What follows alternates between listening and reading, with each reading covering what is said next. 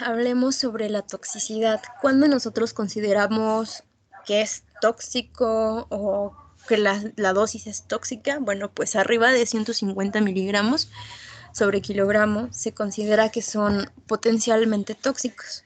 ¿Cuáles son? Hay algunos factores de riesgo que podamos tener en cuenta en la hora de que nosotros hagamos nuestro interrogatorio a los padres o a los cuidadores para determinar que la intoxicación fue por ácido acetilsalicílico versus paracetamol. Sí, hay algunos factores de riesgo, que es, por ejemplo, la deshidratación, la insuficiencia renal o el hecho de que el paciente haya tenido, como en el caso del paracetamol que les había comentado, administración de este medicamento por periodos de cefaleas intensas o algo así, una mala administración por parte del doctor. Bueno, del doctor. Ahora, les comentaba, 150 miligramos sobre kilogramo se consideran potencialmente tóxicas y arriba de 500 miligramos sobre kilogramo son consideradas especialmente mortales.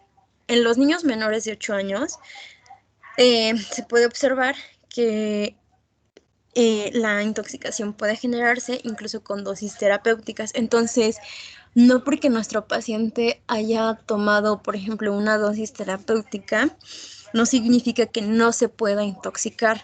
¿Por qué? Porque les dije, depende de los factores de riesgo y también depende de si tiene o no malnutrición el niño. Entonces, es otro de los factores de riesgo que se me pasó a comentarles. Ahora, ¿cuál es el rango terapéutico en concentraciones séricas? Pues es de 15 a 30 miligramos sobre decilitro.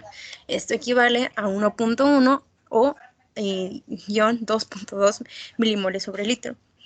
Ahora, por lo mismo de que las intoxicaciones pueden generarse incluso con dosis terapéuticas, se menciona en el libro que yo leí, se menciona que a veces se encuentra mal correlacionado con los niveles séricos. En un paciente, por ejemplo, con exposición a largo plazo, se consideran menos útiles. Ahora, en estos casos nos puede generar una toxicidad retardada o diferida, es decir, que el tiempo de administración, o sea, cuando hablamos de una toxicidad retardada o diferida, se menciona que hay muchas dosis pequeñas, pero en un tiempo de administración corto o muy constante. Entonces, esto también es un factor a tener en cuenta. Y la valoración debe de ser mediante el examen físico, los electrolitos y la gasometría. Especialmente los electrolitos, porque como veremos, o sea, electrolitos, gasometría, porque como veremos más adelante, lo que más se va a afectar es el equilibrio ácido-base. Continuamos con toxicidad. Se considera que, bueno, se utilizan con niveles plasmáticos extraídos a partir de 6 horas post ingesta. Al igual que en el paracetamol, el ácido acetilsalicílico tiene un nomograma, pero en lugar de ser, este se llama Dedón. Y es igual como les había comentado la vez pasada. Nosotros tomamos los valores séricos de salicilato, el miligramo sobre decilitro. Tomamos primero, lo ideal es que se tomen en las primeras 6 horas de ingestión o en las primeras 4 horas, pero digamos que lo tomamos a las 6 horas y luego tomamos otro. Entonces tenemos que verificar más o menos a qué nivel se encuentra, qué tipo de, se supone que intoxicación tiene. ¿Es asintomática, es leve, es moderada o es grave?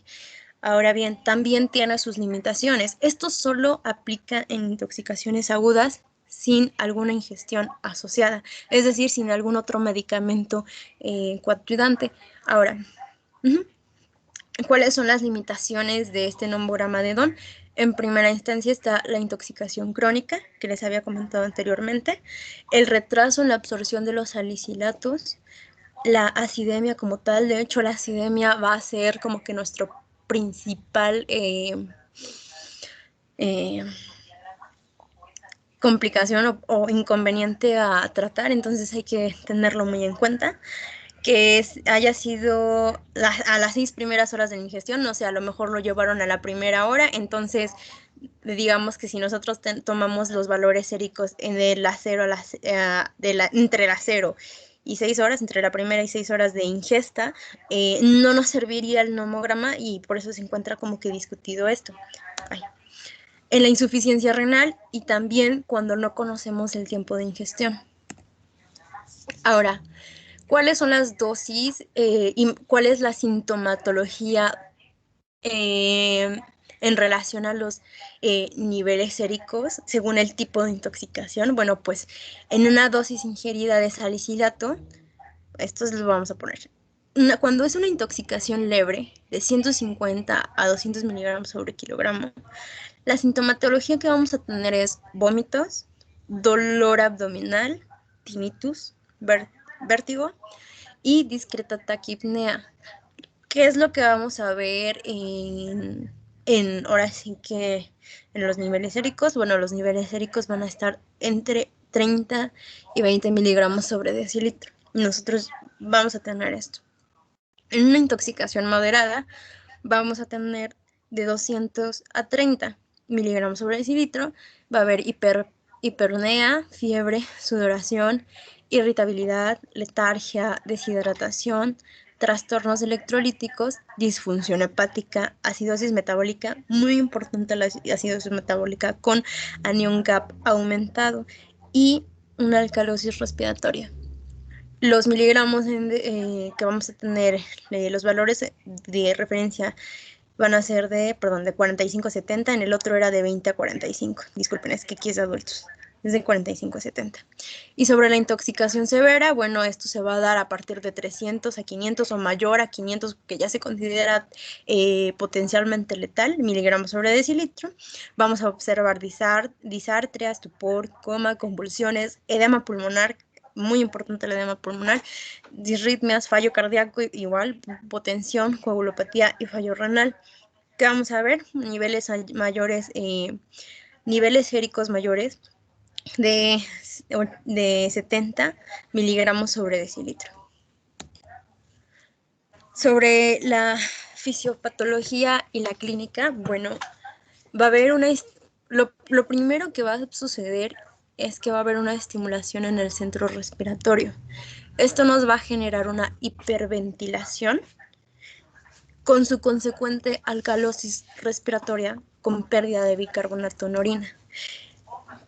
Puse esto por de pérdida de bicarbonato en orina porque parte del tratamiento integral que nosotros le tenemos que dar a nuestro paciente va a ser reposición de bicarbonato.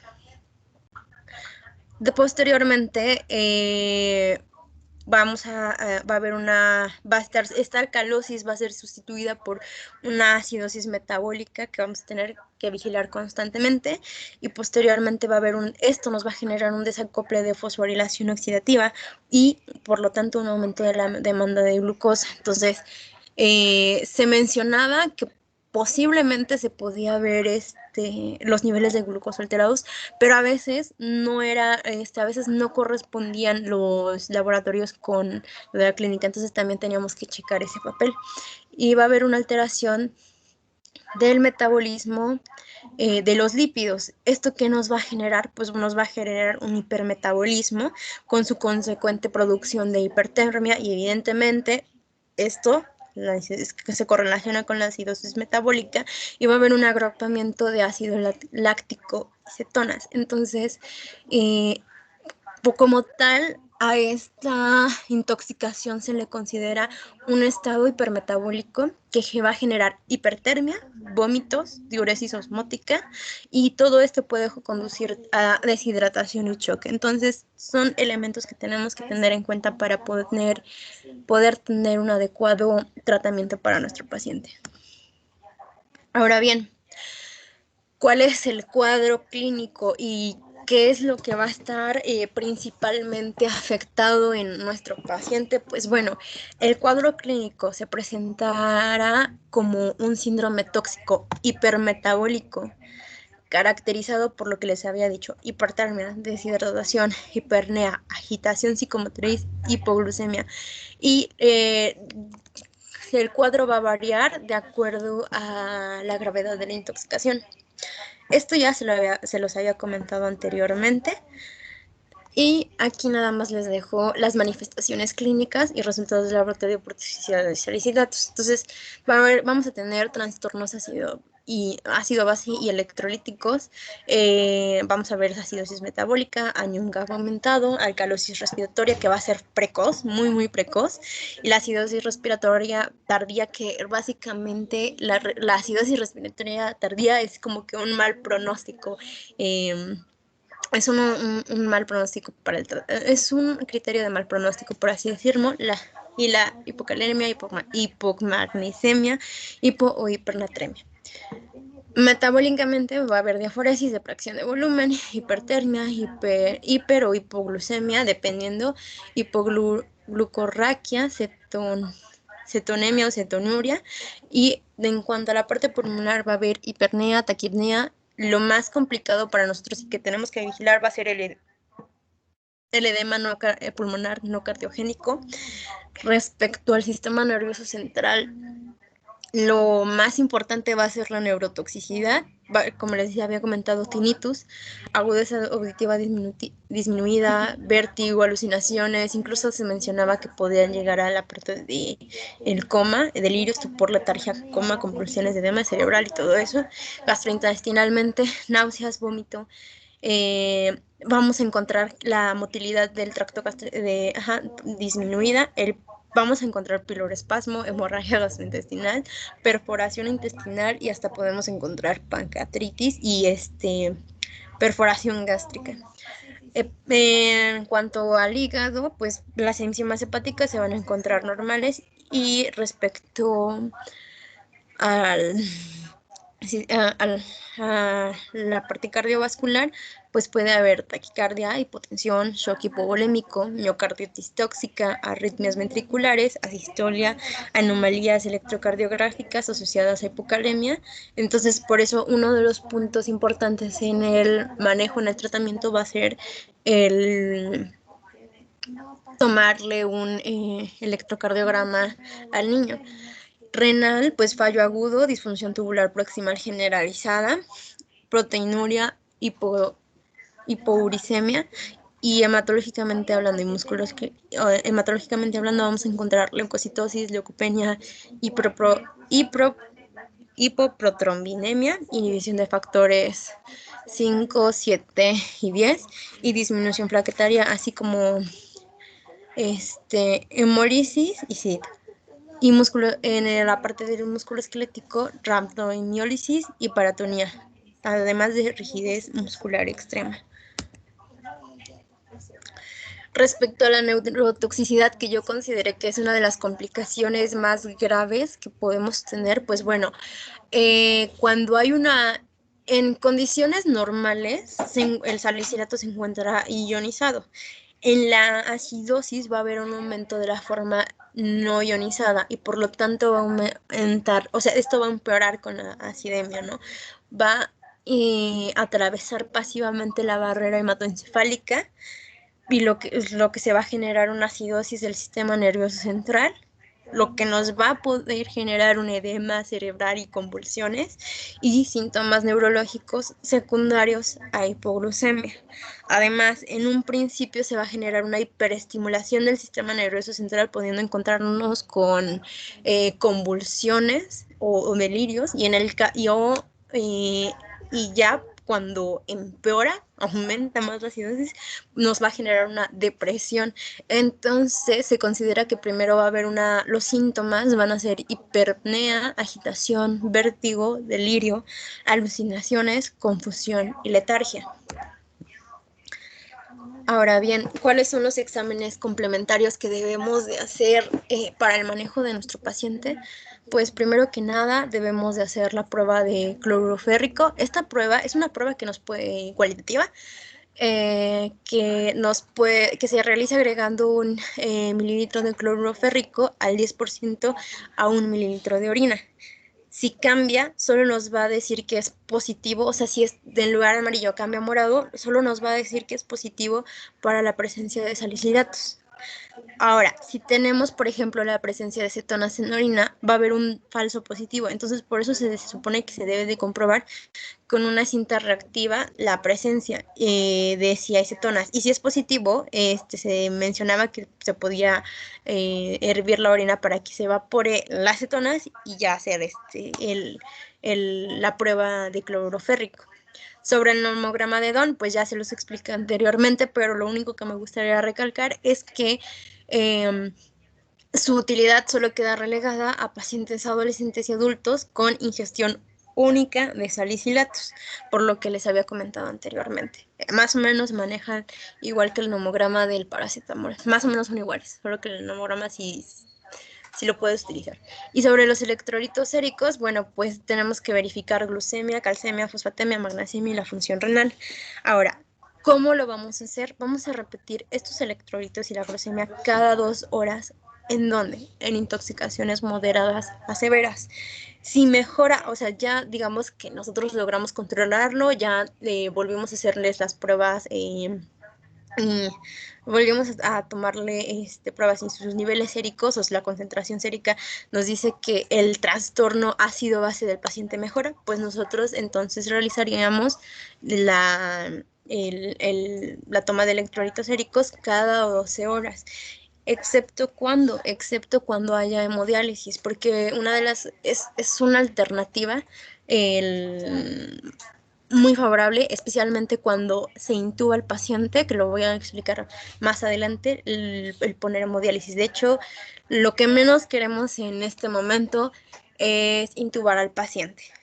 Ahora, sobre la gasometría, pues esta tiene que ser repetida cada 1 a 2 horas hasta que mejore la acidosis metabólica y asociándola con los niveles séricos de salicilato.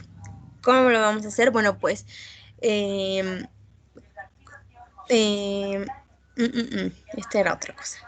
Pero se tiene que ser más o menos de 1 a 2 horas en la gasometría. También se puede hacer un sistemático de orina. Estamos hablando del pH y esta monitorización va a ser 1 a 2 horas hasta que la acidosis metabólica mejore. Se tiene que contrastar con los niveles séricos de salicilato y se mencionaba que durante la alcalinización de la urinaria, el pH se debe de mantener de 7.40 a... esto es lo de atrás. Perdón, una disculpa, aquí me equivoqué. Se supone que el pH arterial tiene que quedar en la gasometría. Tenemos que vigilar que esté entre 740 y 150 sin sobrepasar el 755. Una disculpa. Y esto es lo de la orina. Se mencionaba que también los niveles séricos de paracetamol se debería de determinar para descartar la intoxicación por esta y principalmente deberían de hacerse en adolescentes porque pues ellos tienen como que más el fin suicida, aunque alguna vez me tocó saber de niños que actualmente igual están pues está aumentando, ¿no?, la tasa de mortalidad de niños por suicidio. Entonces, como que discreparía un poquito sobre lo de los adolescentes, ¿no? Y sobre la radiografía de tórax, bueno, se menciona que se debe de hacer tanto radiografía de tórax como electrocardiograma. ¿Cuándo hacemos la radiografía de tórax? Bueno, si nosotros tenemos una intoxicación severa y sospechamos de que haya edema pulmonar o hipoxemia o en cualquiera de estos 3 casos, se manda a tomar una radiografía de tórax. Cuando consideramos realizar una radiografía de abdomen, bueno, en caso de que sospechemos de besoares de aspirina o comprimidos con cubierta entérica. ¿Por qué? Porque en ocasiones llegan a mostrarse radiopacos y debe de realizarse antes de que se administre carbono activado. Ahora, esto es parte del tratamiento, ahorita les voy a explicar más o menos cómo se genera. En el electrocardiograma, ¿qué es lo que debemos de buscar? Bueno, alteraciones secundarias a hipocalemia, es decir, ondas U, ondas T, ondas T aplanadas, QT alargado y arritmias ventriculares. Y la prueba específica, que es la más importante para nosotros, una disculpa por el ruido, las pruebas auxiliares específicas va a ser la determinación de salicilemia. ¿Cómo lo vamos a hacer? Bueno, pues los niveles séricos nos van a orientar a propósito de la gravedad de la intoxicación y se consideran niveles tóxicos a partir de 25 miligramos sobre decilitro. O sea, esto es a nivel sanguíneo. Sin embargo, en los niños más pequeños, o sea, entre más pequeños sean, los cuadros tóxicos, como les comentaba, se pueden presentar incluso con dosis terapéuticas. Entonces, ahí lo que nos va a permitir este estudio es tanto valorar el tratamiento como continuarlo, seguirlo o incluso considerar la posibilidad de hemodiálisis. Y ¿cómo lo vamos a hacer? Bueno, tiene que ser niveles séricos tanto iniciales como seriados. En la sobredosis, la concentración sérica de pico pueden ocurrir hasta las 5 a 6 horas, entonces aún así lo tenemos que determinar. En intoxicaciones moderadas severas, los niveles séricos se van a monitorizar mínimo cada 2 horas. Ahora, si nuestro paciente mejorará, cada 2 horas se vuelve a realizar este estudio por 2 veces más y posteriormente, es decir, ya que pasaron 4 horas, lo podemos hacer cada 4 a 6 horas. ¿Y qué es lo que tenemos que monitorizar? ¿Hasta qué momento dejamos de nosotros de hacer esta prueba?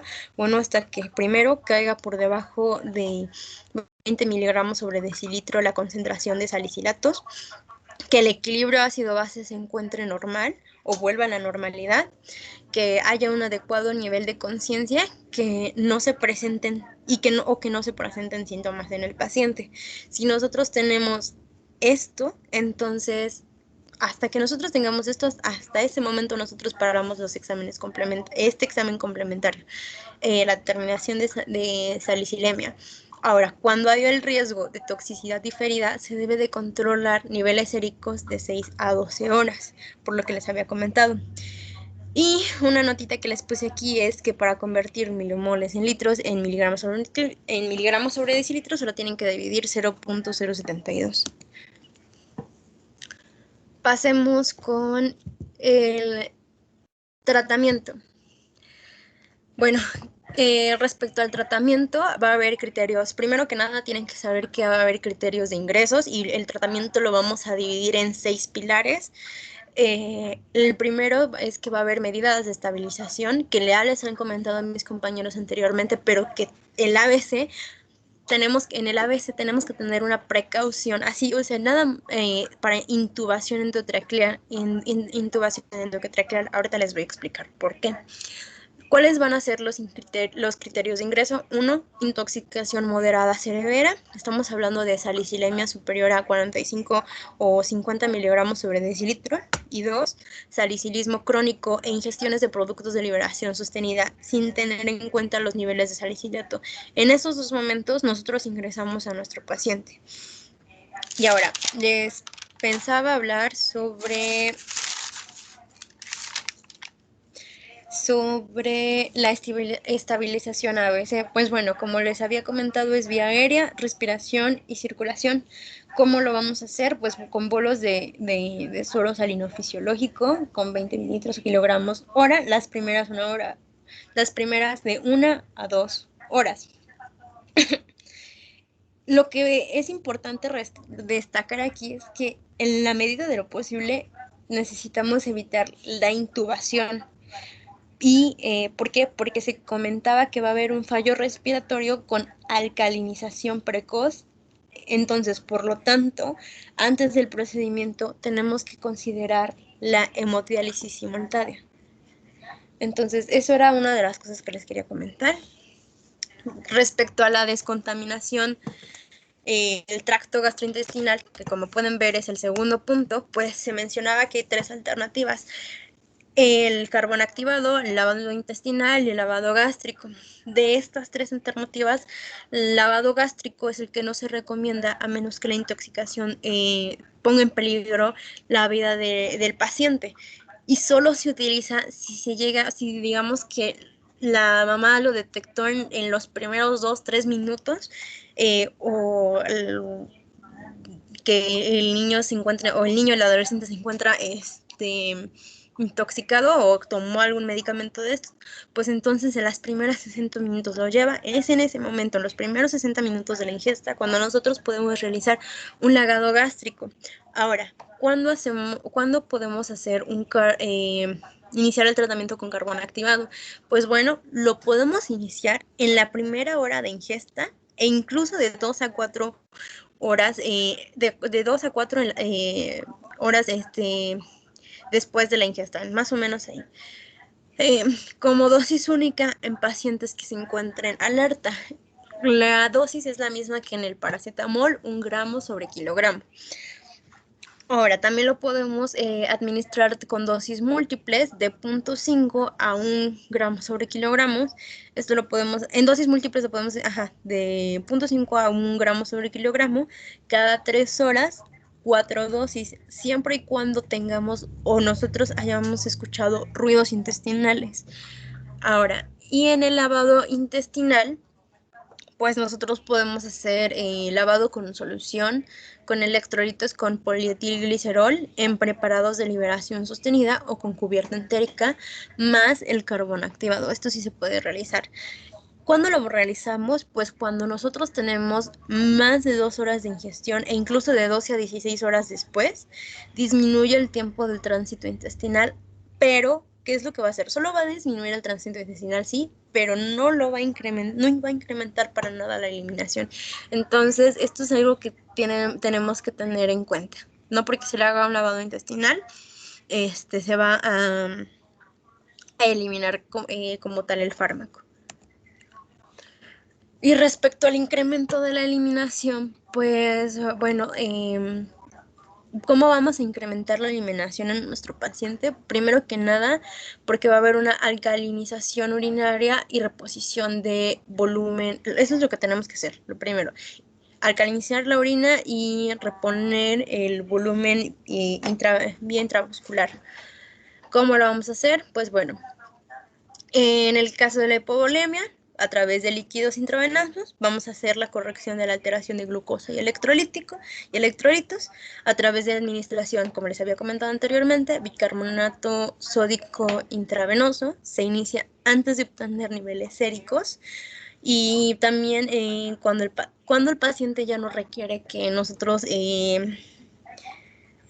administremos bicarbonato sódico, pues bueno, cuando nosotros observamos que hay de 35 a 40 miligramos sobre decilitro y no hay síntomas.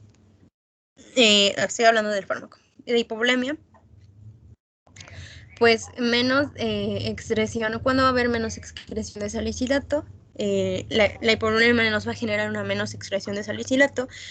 Por lo tanto, necesitamos cambie el pH urinario. Va a ser, de hecho, el tratamiento de primera línea en pacientes con intoxicación moderada que no cumplen criterios de hemodiálisis, en paciente sintomático moderado severo, en paciente con trastorno ácido-base y en paciente con niveles mayores de 35 a 40 miligramos sobre decilitro. Esto es nuestro tratamiento de primera línea.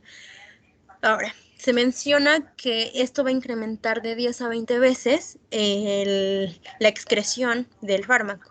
Entonces, ¿cómo lo tenemos que hacer? Tenemos que incrementar el pH de 5 a 8.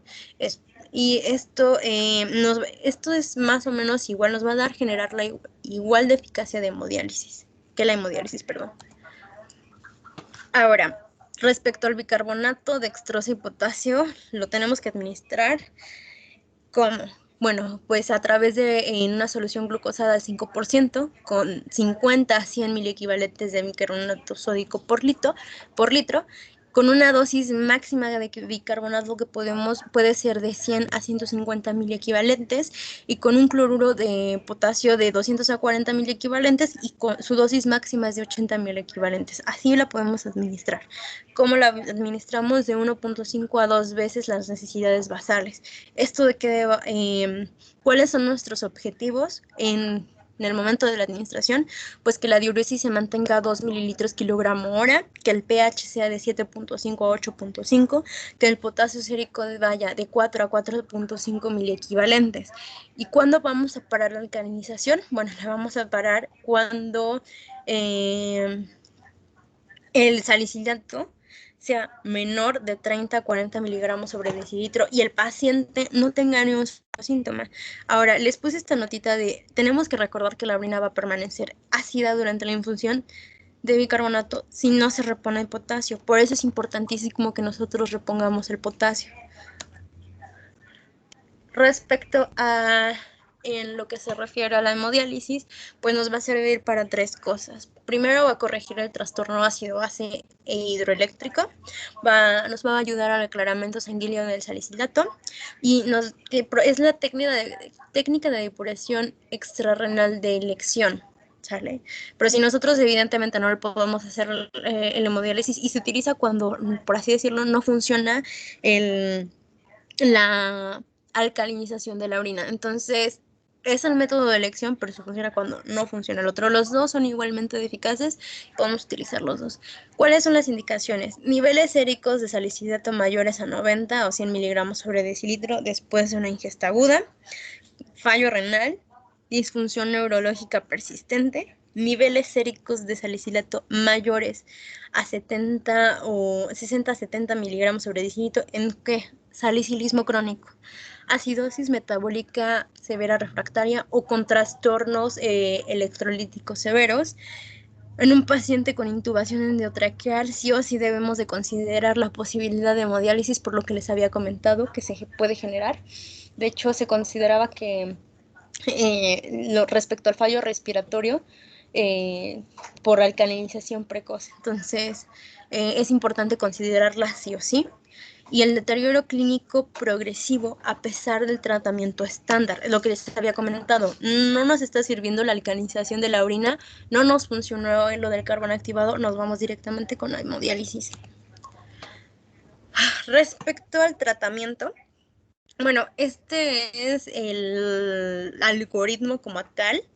El grado de recomendación fue modificado, pero en niños se aceptan niveles séricos de intoxicación leve de 20 a 45 miligramos, moderada de 45 a 70 miligramos y severa de más de 70 miligramos, lo que les había comentado. Ahora, nuestro paciente ingirió la dosis.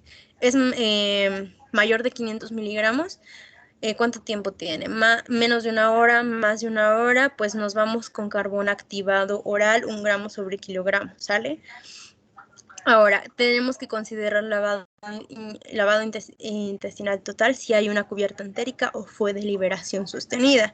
Ahora, ¿existen signos clínicos de severidad? Sí, ¿no? Sí, hemodiálisis y alcalinización urinaria, precaución con volumen sin anuria, ¿no? Rehidratación y laboratorio, hemograma, bioquímica, coagulación, niveles de salicilato, al menos de 4 horas tras la ingesta y una gasometría arterial en casos sintomáticos. Tenemos que tener en cuenta los signos clínicos de severidad, cuáles son coma, convulsiones, fallo renal agudo, edema pulmonar. Ahora, si se presenta en cualquier estadio ABC, se hace de todas formas una gasometría arterial y se considera hemodiálisis. Estado B, C, C. Aquí tenemos que considerar los signos clínicos de severidad. Ahora, ¿ha alcanzado el pico? Sí. Bueno, ¿ha alcanzado el pico? Sí, no. Sí, pues vamos a ver nivel de salicilato mayor a 20 miligramos sobre decilitro. Sí, no, pues sí. Menor, perdón, a 20 miligramos sobre decilitro. Pues damos de alta, vigilar síntomas, sobre todo vómitos, tinnitus y sudoración. Y consulta abierta. No. Nos vamos a intoxicación severa, niveles mayores de 80 miligramos sobre decilitro, signos clínicos como hipotensión, acidosis metabólica significativa, fallo renal, coma y convulsiones. Nos vamos directamente a hemodiálisis y alcalinización de la orina, evidentemente con la precaución con volumen sin anuria. Respecto a ahora, intoxicidad severa aguda, también podemos hacer la alcalinización de la orina con el pH urinario cada hora, mantenerlo entre 7.0 a 8.5, se mantiene el potasio sérico de 4 a 4.5 miliequivalentes sobre litro y el bicarbonato de 50 a 100 miliequivalentes con dextrosa al 5%, los que les había comentado antes. Ahora, es lo mismo lo que les había comentado antes. En dosis mayores de 150 miligramos sobre kilómetro desconocido, pues bueno, carbón activado. En menores de 100 hacemos más o menos el mismo manejo. De hecho, este algoritmo me gustó mucho porque es muy sencillo. Estaba muy grande, por eso lo puse en 2. Y sobre cuando son menos de 150 miligramos por kilogramo y es asintomático, se da de alta a las 6 horas. Después de una vigilancia de 6 horas, se vigilan los síntomas, sobre todo vómitos, tinitos y sudoración. ¿Alguna duda?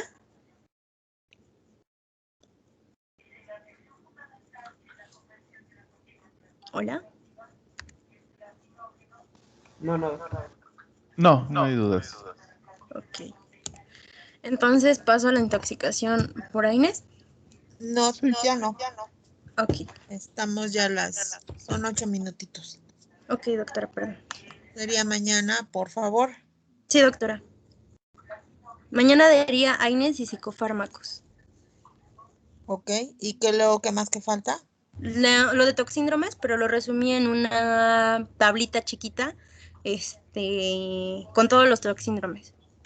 Bueno, ok. Gracias, doctora. Nos vemos mañana. Gracias. Que tengan buen día. Igualmente, gracias, doctora. Gracias, Hasta doctora. mañana, doctor. Adiós. Hasta mañana, doctora. Hasta mañana. Bye.